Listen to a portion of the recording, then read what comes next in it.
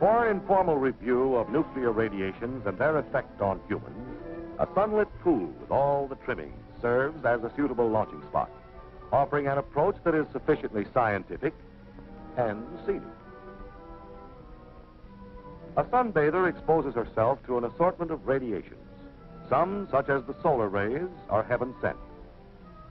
Others are nuclear, the same as those which come from an atomic burst, and they're bombarding her from all sides.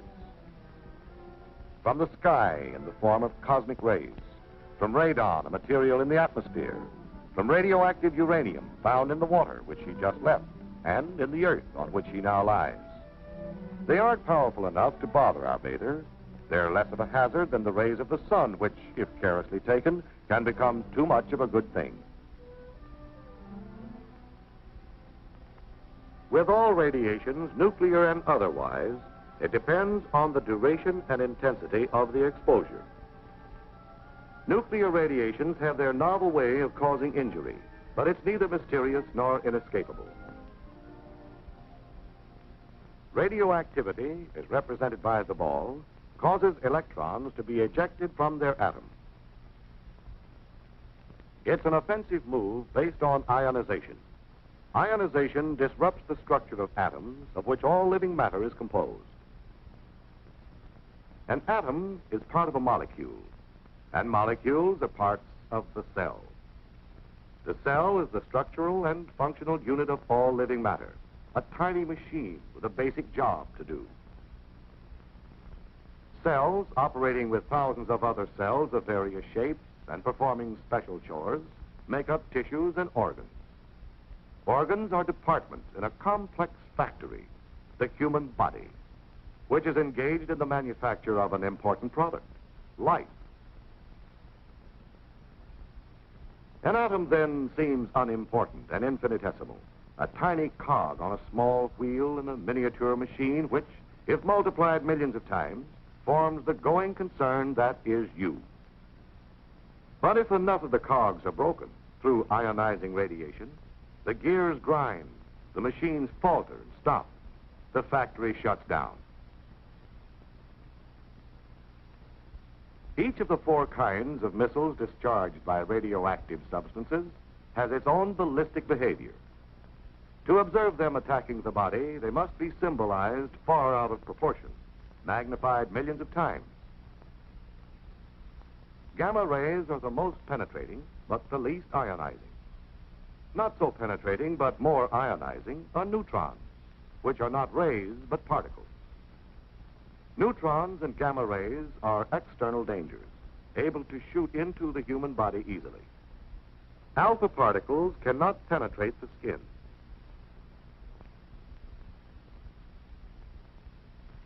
Beta particles can cause surface burns if the assault is sufficiently concentrated and sustained. Both are able to gain entry through the eating and breathing of radioactive matter or via breaks in the skin.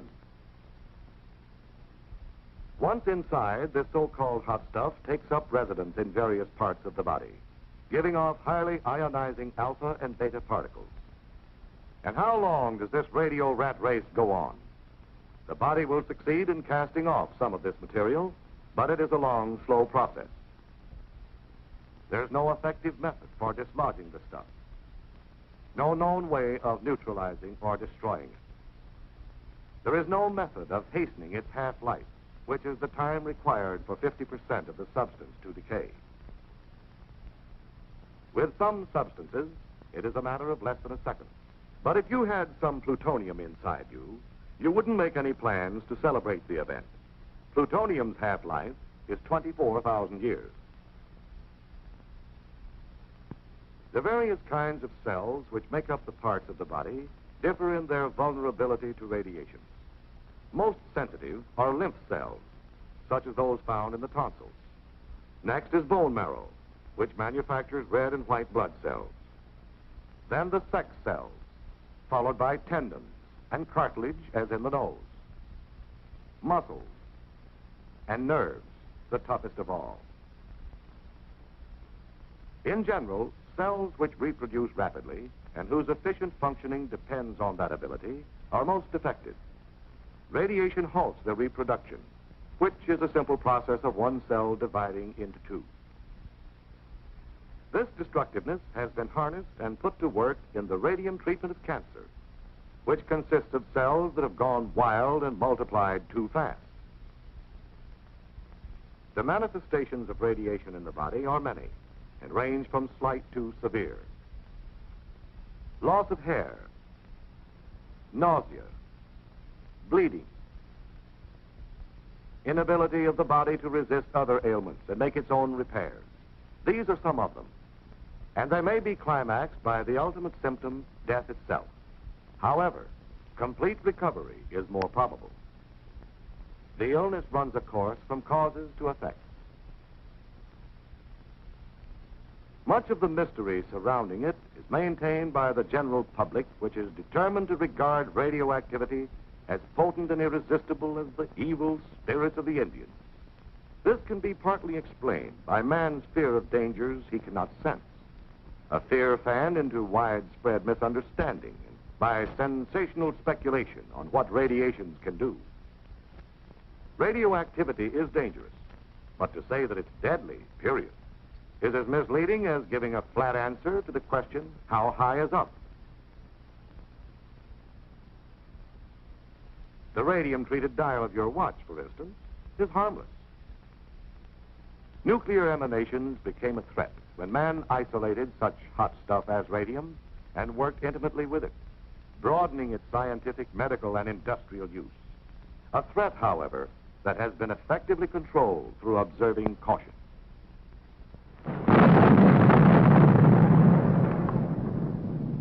Not even the atomic bomb burst, man's boldest venture in releasing atomic power, is the DDT of humanity from which there is no escape. For it has its known limits, calling for preventive measures as clear-cut as those doctors lay down in telling people how to ward off infectious diseases.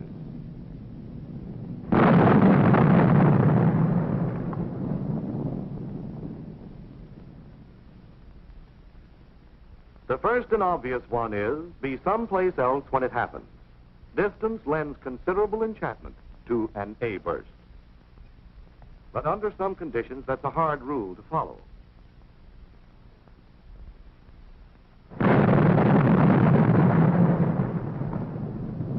Atomic warfare, for instance, might allow little choice in the matter.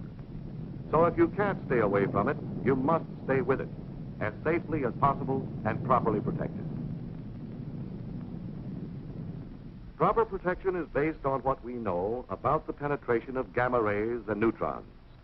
The ability of a shielding material to stop them is expressed in half thickness, the thickness necessary to reduce the radiation's intensity 1/2. In dealing with gamma rays, the half thickness of a very dense material like steel is 1 inch. That of concrete, less dense, is 3 inches, while 12 inches of wood, which is quite porous, is required. Against neutrons, the density of a material is not so important as its ability to slow down and capture the particles. Concrete, earth, and water furnish good shielding. The best shelters, then, against the gamma and neutron bombardment released by an atomic explosion are strong, reinforced structures.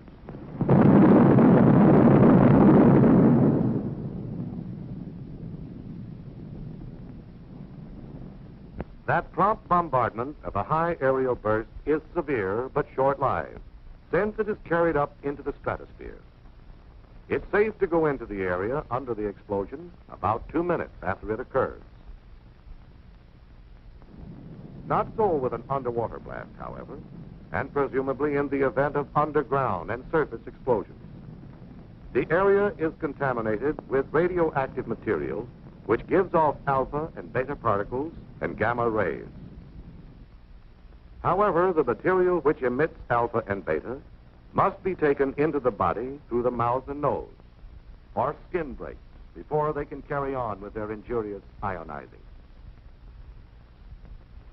Steps to prevent the perpetration of these inside jobs include eating only food which has been inspected and passed on, guarding against breathing radioactive dust, care in handling contaminated articles such as clothing, washing them or disposing of them if badly contaminated, thorough cleaning, especially the hair and under the nails. Sound medical practice demands not only a knowledge of the way harmful agents operate, but an accurate estimate of those agents. Radioactivity is detected by various instruments, such as this Geiger counter and pocket chamber. They have as their unit of measurement the Röntgen, or fractions thereof. This dial is graduated in Röntgen, allowing for precise readings of contamination in persons and things. It will tell how much radiation the wearer has received. The human body's resistance to destructive agents and its recouping powers vary with individuals. This man might recover quickly from a rattlesnake bite. This one might succumb to a bee sting. Aware of this range of vulnerability, doctors have set extremely safe and low exposures, such as 0.3 of a Röntgen per week, as the maximum gamma radiation dose for laboratory and industrial workers with radioactive materials. They calculate that 300 to 500 times this much, 150 or more Röntgens, may bring out symptoms of sickness. The median lethal dose, which is the amount necessary to kill half the persons exposed, is placed by most medical authorities at around 450 Röntgens, received by the victim's entire body and within a short period of time. Thus, it takes a very special combination of circumstances to cause the death of a person by radiation. A combination that's a remote possibility in ordinary work with radioactive materials, and not nearly so frequent in atomic warfare as is commonly believed. Let's suppose that despite preparedness and preventive measures, one gets a dose sufficient to cause sickness. What then? Is this the stock answer? The unavoidable sequel? Or this? Most emphatically, it's this. Radiation illness lends itself to treatment. The treatment is symptomatic, which means that doctors relieve the symptoms or effects rather than remove the cause. To clarify, when you take aspirin to get rid of a headache, that's the symptomatic approach. Removal of an injured or infected member of the body is specific treatment. A radiation patient is bolstered in all possible ways. The body, a remarkable self-repairing machine, if given half a chance, is assisted in overcoming the effects of ionization. For example, if the patient's supply of red blood cells is down, he is given a transfusion of whole blood. If the count of white blood cells, the policemen, the anti-germ guards of the human system, is so low he can't resist infection, he gets penicillin. Medical researchers are constantly seeking to supplement symptomatic with specific therapy.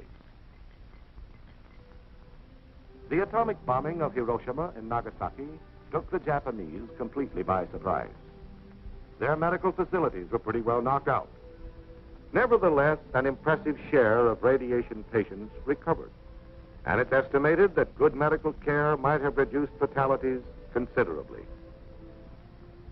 The Japanese didn't have that kind of care, yet the deaths attributed to the bomb's radioactivity made up a small part of the total, about 15%.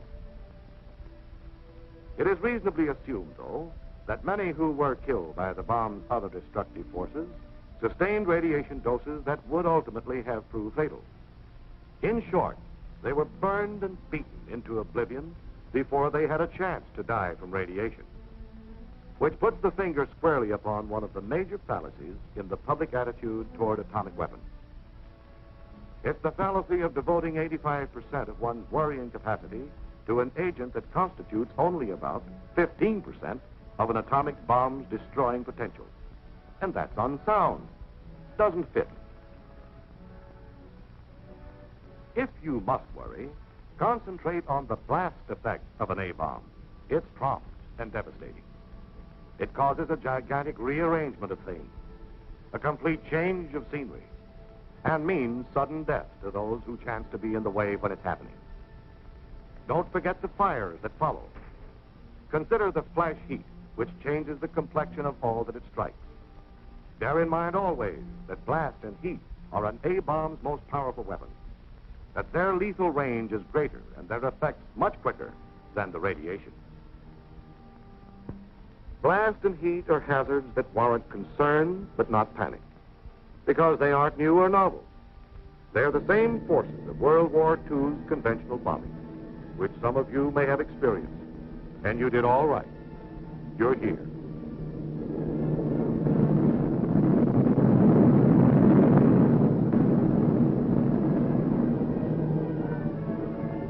As food for thought, the possibility of atomic warfare and its relation to your well-being is understandably on your mental diet. But in your thinking, adopt the realistic viewpoint of a man engaged in a gun battle. His chief fear is not that he might come down with a case of lead poisoning, but that he's apt to get an extra hole in his head.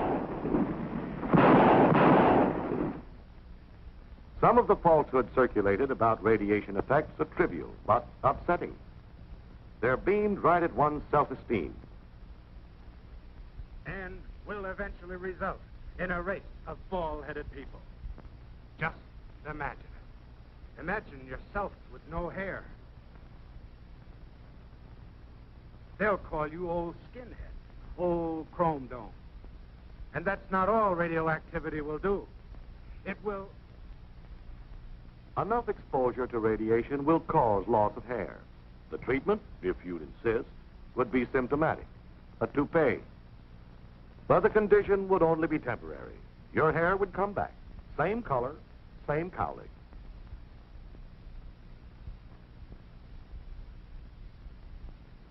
A fear that is grossly built up in popular print is that radiation will cause impotence, which is the mechanical inability of a man to fulfill his sexual role.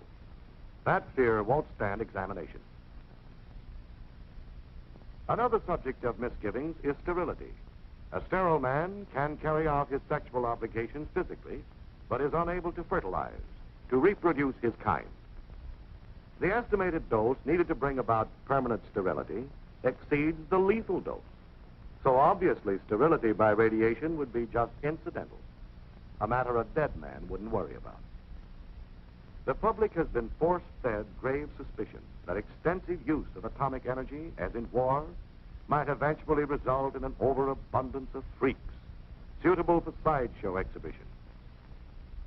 We can start picking the freak possibilities apart by looking at a sperm cell, the kind of cell that plays a leading part in reproduction.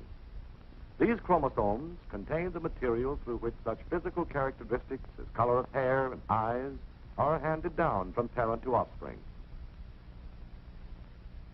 Sometimes the chromosomes are broken up. This upsets the heredity controlling material when the cell divides, and the result may be a mutation, a variation from the parent. It occurs naturally and may also be brought about by radiation. But radiations can't produce any new kinds of mutations. They can only increase the natural rate. Is the increase enough to stew about? No. We can't experiment along these lines with humans, but we can observe the effect of radioactivity on mice and fruit flies, which produce new generations so frequently that to study them for a short time is like reviewing a long span of mankind's history. These are the probabilities, and they aren't important enough to lose any sleep over. Besides, a mutation can be a good variation, an improvement over the parent. If you'll be honest with yourself, face the facts, you'll probably realize that your principal worry ought to be that your offspring will look just like you.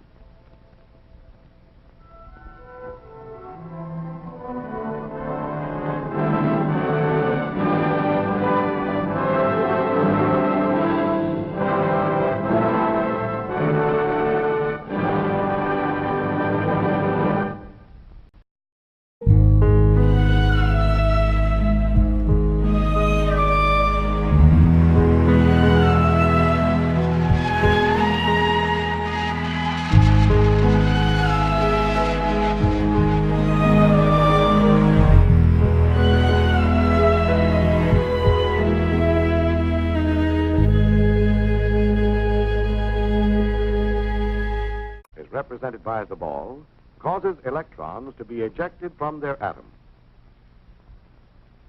It's an offensive move based on ionization. Ionization disrupts the structure of atoms of which all living matter is composed. An atom is part of a molecule, and molecules are parts of the cell. The cell is the structural and functional unit of all living matter, a tiny machine with a basic job to do. Cells operating with thousands of other cells of various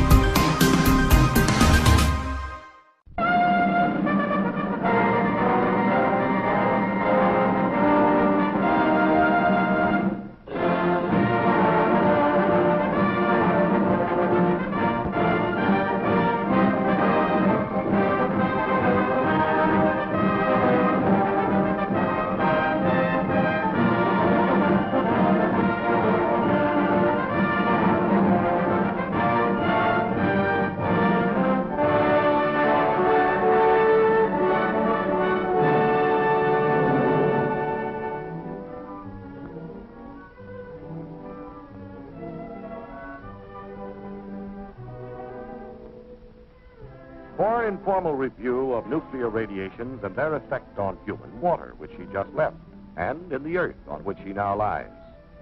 They aren't powerful enough to bother our bather. They're less of a hazard than the rays of the sun, which, if carelessly taken, can become too much of a good thing. With all radiations, nuclear and otherwise, it depends on the duration and intensity of the exposure. Nuclear radiations have their novel way of causing injury, but it's neither mysterious nor inescapable. Radioactivity, a sunlit pool with all the trimmings, serves as a suitable launching spot, offering an approach that is sufficiently scientific and scenic. A sunbather exposes herself to an assortment of radiations. Some, such as the solar rays, are heaven sent. Others are nuclear, the same as those which come from an atomic burst, and they're bombarding her from all sides. From the sky in the form of cosmic rays, from radon, a material in the atmosphere, from radioactive uranium found in the